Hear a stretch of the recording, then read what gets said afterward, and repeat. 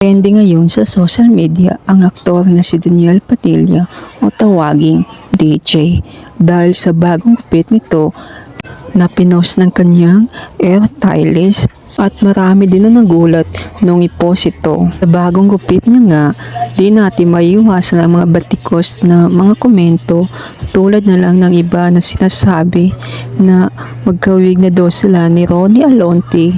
At ang sinasabi pa ng iba sa bagong gupit nito ay mag-iingat kayo dyan, masungit sa fans niya yan.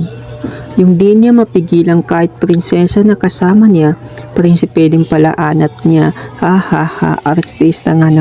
I say binibini. New look, the same loyalty, Summer. Kamukha ni Summer. Mukhang parosom na siya. Ha? To transform binibining Summer, gandang lahi, Jeris.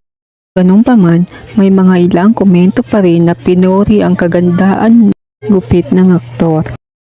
Nice haircut, pare kay DJ.